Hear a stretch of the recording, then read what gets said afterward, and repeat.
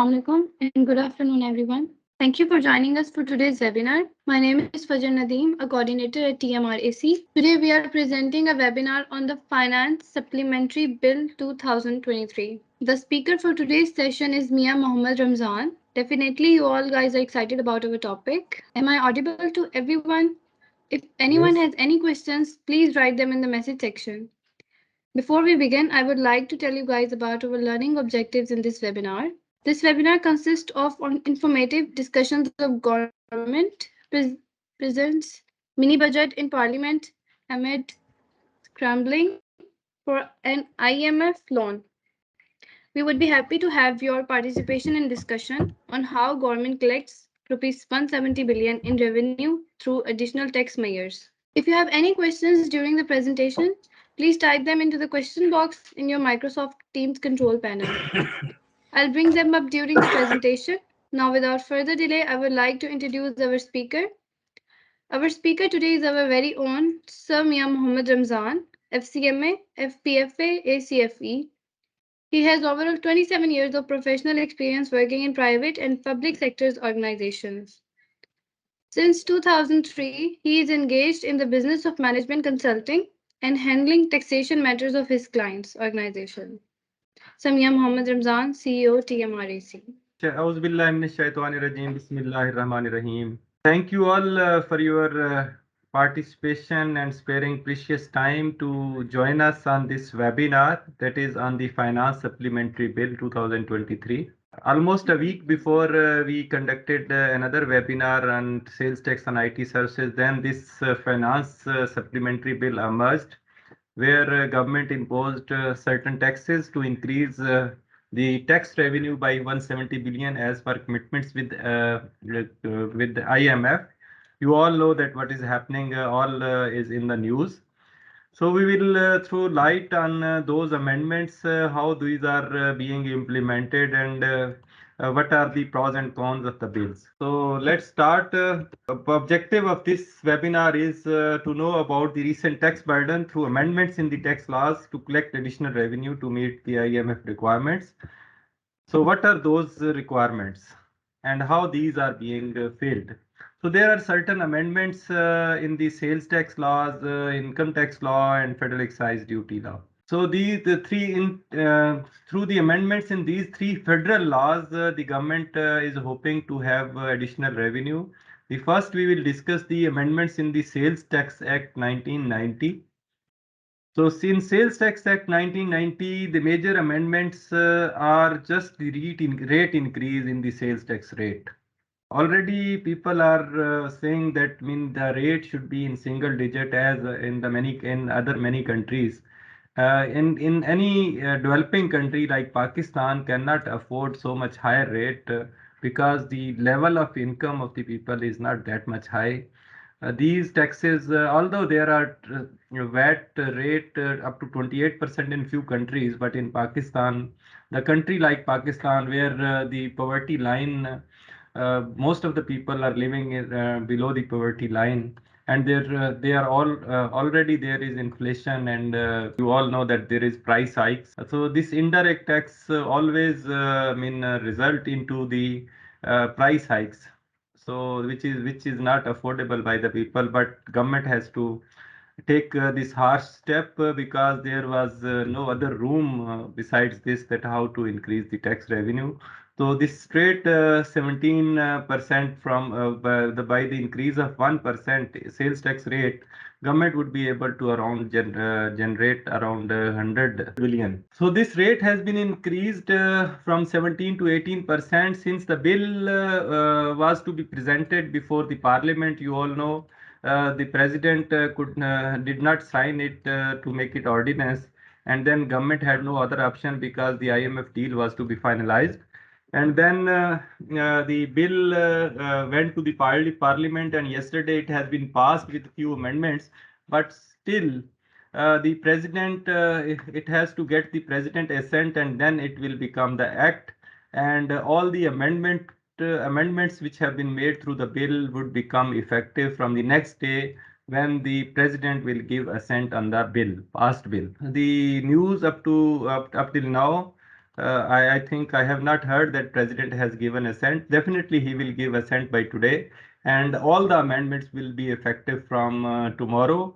But few amendments, like rate increase from 17 to 18%, that has been made effective from 14th February 2023 through an SRO, because the federal government had power uh, through in section 3, and through that power the rate has been increased from 17 to 17% to 18%. And one thing is that this rate would not be applicable on the third schedule items. Third schedule items, you all know, are those on which the rate, the tax is imposed on fixed rate, fixed rate basis at manufacturing or import stage at the retail price. And those items include, normally there is a list of these items, like uh, uh, those, most of them are the consumer items, and perfumes, detergents, and all that. So on those, the rate will be effective 18 till only 17% till now. And after that, the government, it is expected that government will increase the rate on these items, or few of these items, up to maybe up to 25%, as is we hear in the news as well. And in the bill, the federal government has been empowered, because previously the federal government was not empowered to increase the rate of third schedule items, because the rate was fixed in subsection 2 of section 3, and where the rate has been mentioned at 17%. So it is expected that after passing the bill, there would be another SRO, और उस SRO में the government will increase the rates from 18 on many items to 18%, and maybe on some items up to 25%, as we are hearing in the news. So the rate of 18% is applicable from 14th February. So this was one increase in the Sales Tax Act, and other increases are, there is one schedule that is called the 8th schedule, और 8th schedule में normally जो rates हैं वो हैं जो reduced rated goods हैं. तो यहाँ पे लोकली प्रोड्यूस जो कोल है, उसके ऊपर जो प्रीवियस रेट था, दैट वाज 700 पर रुपीज 700 पर मेट्रिक टन, और 17%, ये वाला रेट उसमें प्रोवाइडेड था. नाउ जो इसमें फाइनेंस बिल में जो प्रपोज हुआ था, that was higher of the 700 पर मेट्रिक टन, या 18% एडवलरम, यानी उस रेट को भी 18% किया जा रहा है. Then there is another item, potassium chlorate.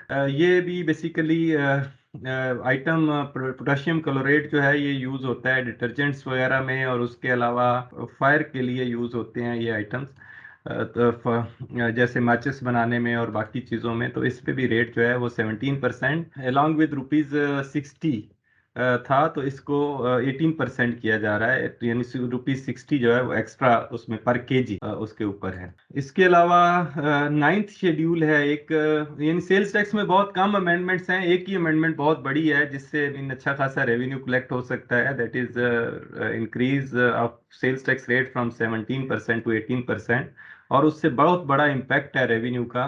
Almost 5,000, तकरीबन 5 trillion, 4.5 trillion is being collected on 17%. तो अगर 1% बढ़ जाएगा, तो इससे ऑलमोस्ट 100 बिलियन का फर्क पड़ेगा. और उसके अलावा 8 शेड्यूल में ये दो ही आइटम है जिसमें रेट इंक्रीज किया गया है, जो कि लोकली प्रोड्यूस कोल और पोटेशियम क्लोरेट है. और उसके बाद जो जिसमें मेजर इंक्रीज है, that is cellular mobile phone, जो इंपोर्टेड मोबाइल फोन्स हैं उनके ऊपर है. उसमें रेट बेसिकली 9th शेड्यूल में कुछ इस तरीके से दिए गए हैं कि जो प्राइस के हिसाब से, जो इंपोर्ट वैल्यू होती है, असेस्ड वैल्यू होती है, उसके हिसाब से हैं, जो कि USD 200 तक मोबाइल फोन्स हैं, उसके ऊपर तो खैर देर इज नो चेंज. और ये बेसिकली लगता है जब या इंपोर्ट स्टेज पे, या जब इमी रजिस्ट्रेशन होती है बाई सेलुलर कंपनीज, उस वक्त ये टैक्स जो है ये देना पड़ता है. लेकिन ये फिर बाकी जो कैटेगरीज हैं 300 अबव $, जिनकी असेस्ड वैल्यू होगी, उनके ऊपर 17% सेल्स टैक्स था, जिसको 25% किया जा रहा है. और इन 300 प्लस जो USD जिनकी कीमत है. और apart from this there is import duty और बाकी चार्जेस भी हैं. तो this is not the only tax which is being imposed, जो कि मोबाइल फोन्स के ऊपर है.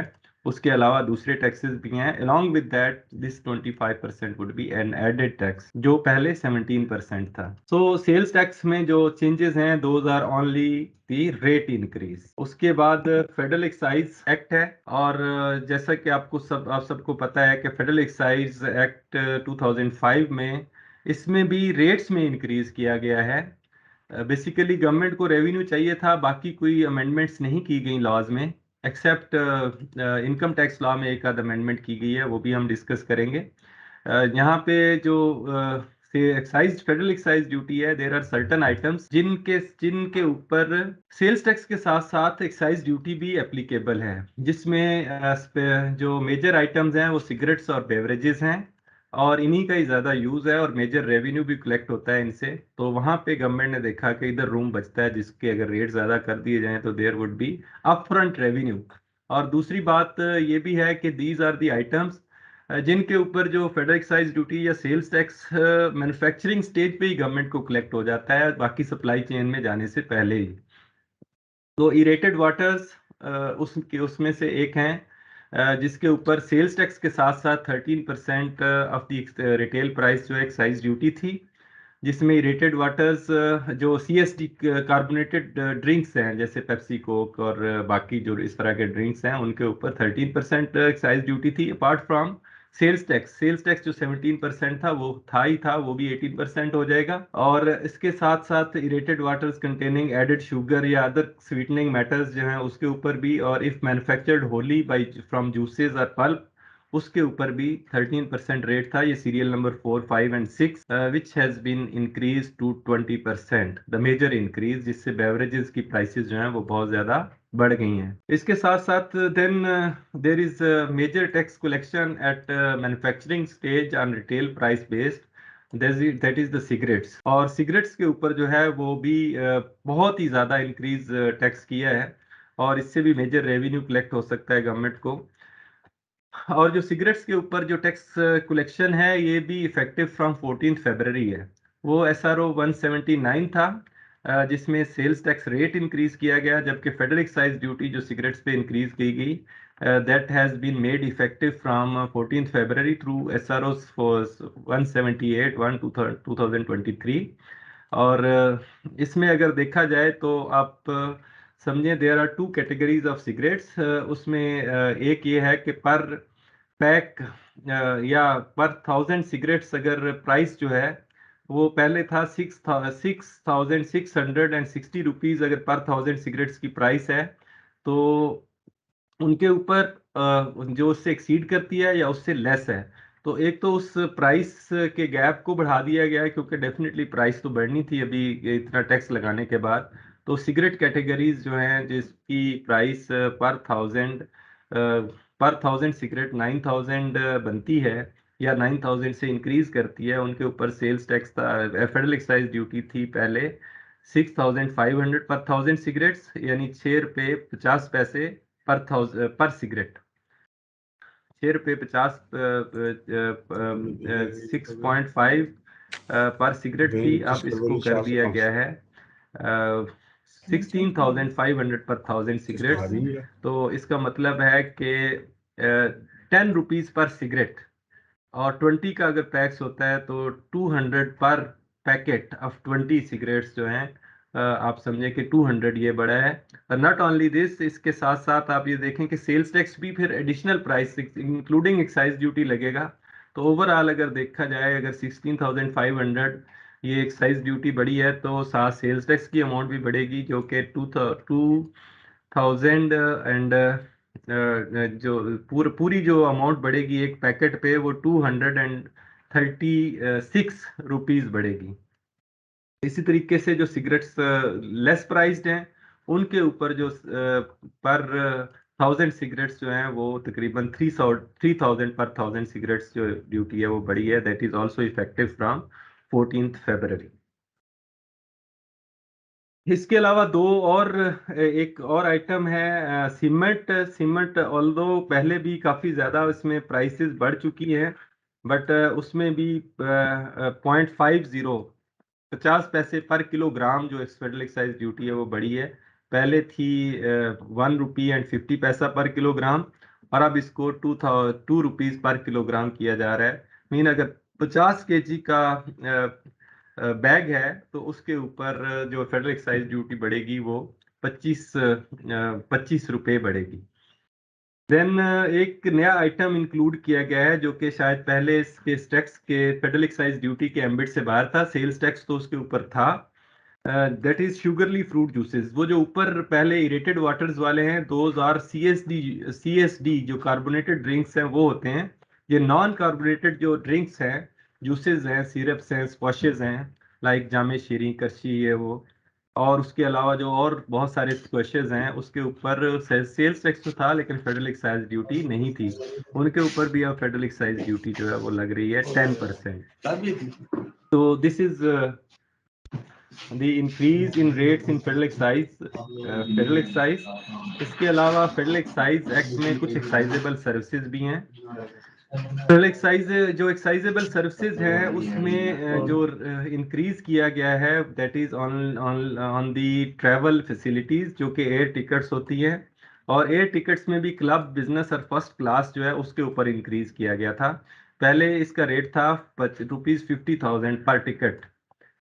तो अभी इसका जो रेट जो प्रपोज किया गया था बिल में, that was 20% of the grass amount of the ticket, क्योंकि डॉलर इंक्रीज की वजह से टिकट्स की प्राइसेस जो थी वो बेसिकली बहुत ज़्यादा बढ़ गई थी। तो उसमें उसको लिंक कर दिया परसेंटेज से। बट अगेन जो अभी बिल पास हुआ है, जैसा कि मैंने देखा है न्यूज़ में, ऑल्दो के फाइनेंस एक्ट की कॉपी अभी तक फाइनल नहीं मिली, लेकिन जो न्यूज़ में मुझे क्लिप्स मिले हैं उसके मुताबिक जो चेंजेस हैं फाइनेंस बिल में to become the act, those are के इसमें फेडरल एक्साइज ड्यूटी जो एयर ट्रैवल फैसिलिटीज के ऊपर है that is being enhanced further.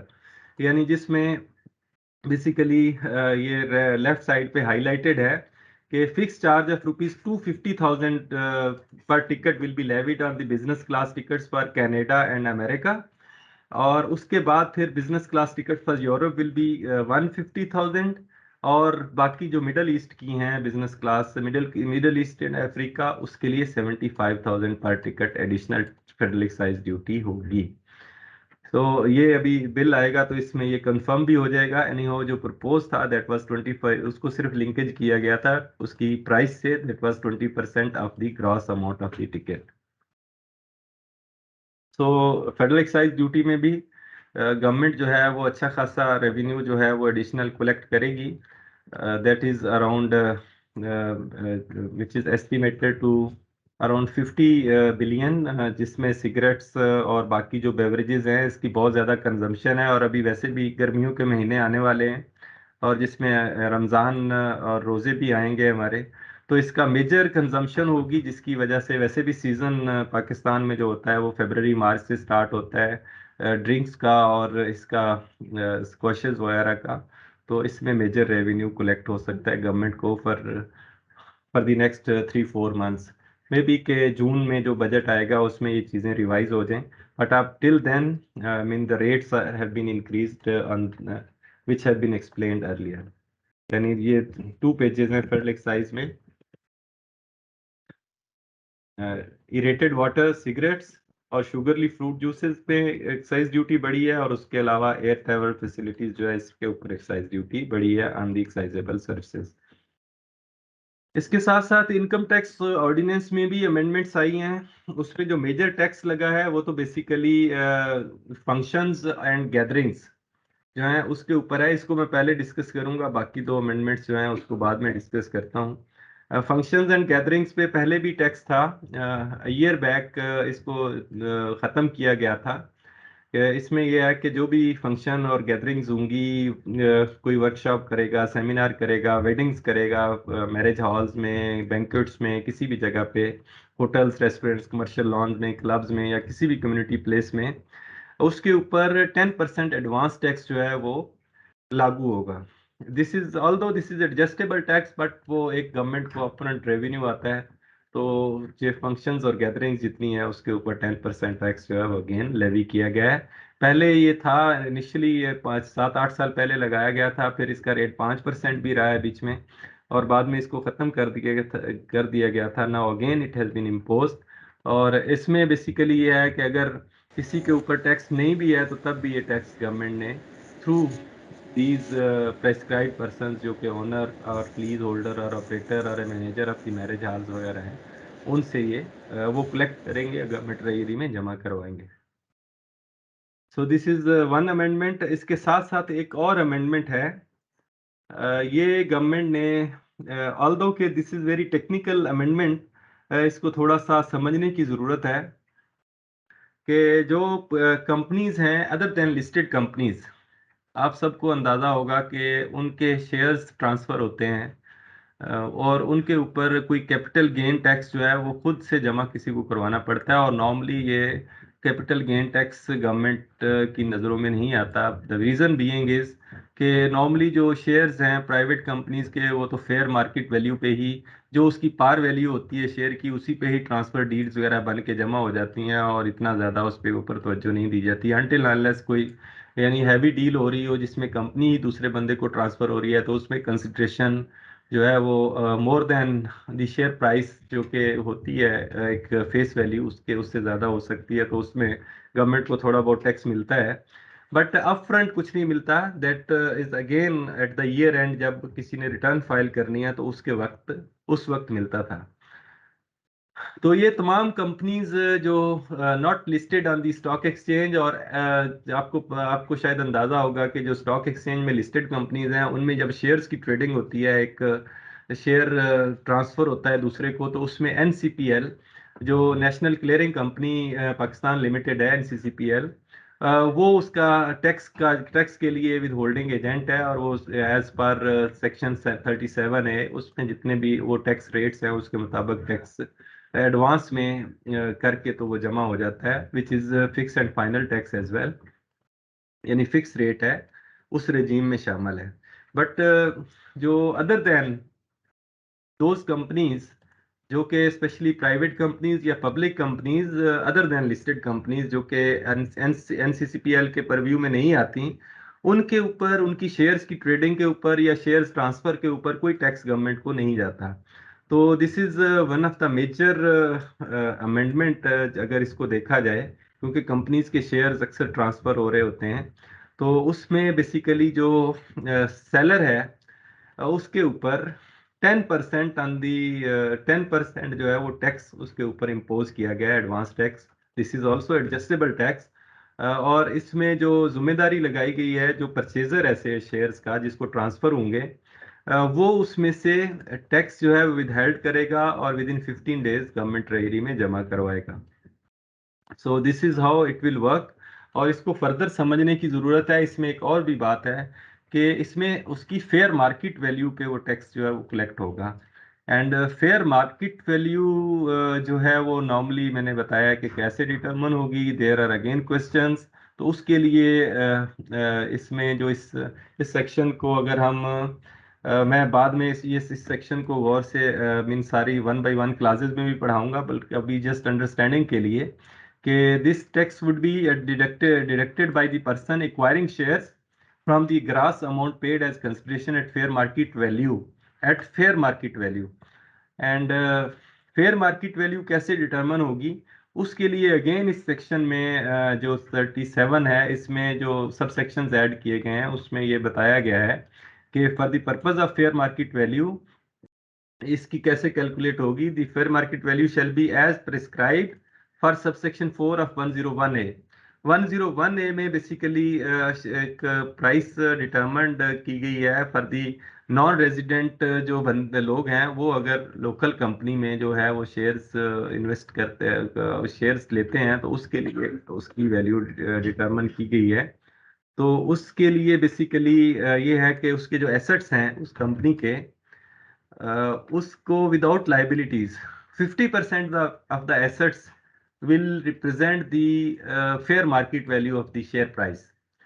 तो ये बेसिकली अकाउंटिंग प्रिंसिपल्स के तो खिलाफ है, क्योंकि आप लाइबिलिटीज को लेस किए बगैर कैसे फेयर वैल्यू नेट वर्थ जो है कंपनी की डिटरमिन कर सकते हैं, but that has been fixed as 50% of the assets value जो है वो तमाम जो इश्यूड कैपिटल होगा या शेयर्स होंगे उसको रिप्रेजेंट करेगी, और पर शेयर वैल्यू निकलेगी उसके मुताबिक जितने शेयर्स ट्रांसफर होंगे उसके ऊपर जो बंदा शेयर्स ले रहा है अब इसमें नॉर्मली जो शेयर्स ट्रांसफर होते हैं वो इंडिविजुअल्स को ही होते हैं, या मीन एंटिटीज भी हो सकती हैं इन सम केसेस, क्योंकि कंपनी भी समटाइम्स दूसरी कंपनी से शेयर एक इंडिविजुअल से या किसी भी बंदे से शेयर्स ले सकती हैं, प्राइवेट कंपनीज के भी। तो इसमें नॉर्मली जो है इंडिविजुअल होंगे, और इंडिविजुअल अगर शेयर ट्रांसफर होता है इंडिविजुअल को, तो दूसरा इंडिविजुअल जो ट्रांसफरी है जिसको शेयर ट्रांसफर हो रहे हैं वो उसमें से अमाउंट विदहेल्ड करेगा। तो उस अमाउंट विदहेल्ड को वो जमा करवाएगा with in 15 days in the government treasury. And again इसके अंदर एक और शर्त भी रखी गई है कि the person disposing of the shares shall also furnish the information or documents to the commissioner within 30 days। ये अभी प्रेस्क्राइब होगा कि जो पर्सन शेयर्स ट्रांसफर कर रहा है वो भी एक स्टेटमेंट जो है वो फाइल करेगा टू द एफबीआर, और उसमें ये प्रेस्क्राइब होगा उसमें कि किस तरीके से होगा। तो इसी अमेंडमेंट को स्ट्रेंथन करने के लिए फर्दर फिर सेक्शन 37A जो है उसमें भी अमेंडमेंट की गई है। सेक्शन 37A में अमेंडमेंट जो की गई है वो वही वाली की गई है कि उसमें capital gain on sale of securities, sorry ये सेक्शन 37A है। उसमें किया गया है कि जो shares not listed on stock exchange are who which are not settled through NCCPL shall be dealt under amended section 37। जैसे कि मैंने पहले बयान कर दिया कि उसमें क्या क्या प्रोविजंस आई हैं। इसमें थोड़ी सी कंफ्यूजन है, वो मे बी अनॉमली कमेटी या उसके बाद से, या अभी जो फाइनल बिल पास होता है उसमें शायद क्लैरिफाई होगी हो कि इसमें कुछ ऑफ मार्केट ट्रांजैक्शंस जो हैं जो NCCPL के थ्रू सेटल नहीं होती, उन तमाम सिक्योरिटीज को और शेयर्स को इसमें डील इस सेक्शन के जरिए 37 के जरिए डील होंगी, जो अमेंडेड है कि जिसमें ट्रांसफर से टैक्स डिडक्ट करके ट्रांसफरी जो है वो गवर्नमेंट ट्रेजरी में जमा करवाएगा। तो इसके अंदर capital gain arising on disposal of open ended mutual funds या unlisted real estate investment trust के जो फंड जो शेयर्स हैं या यूनिट्स हैं उसके ऊपर जो टैक्स है वो भी 37 के तहत लगेगा। लेकिन वो भी बेसिकली ये अभी क्लियर होना है कि वो भी NCCPL के थ्रू सेटल नहीं होते, तो इसकी क्लैरिफिकेशन जो है वो रिक्वायर होगी। Thanks, Sir Ramzan. That's it for today, everyone. We appreciate you being here. We would also like to thank everyone who made this webinar series possible. We will be arranging such technical sessions in the future also. Thanks again for joining us today. We will conduct such sessions with different informative topics in future, inshallah. I am Fajr Nadeem, a coordinator at TMRAC. See you next time. Thank you.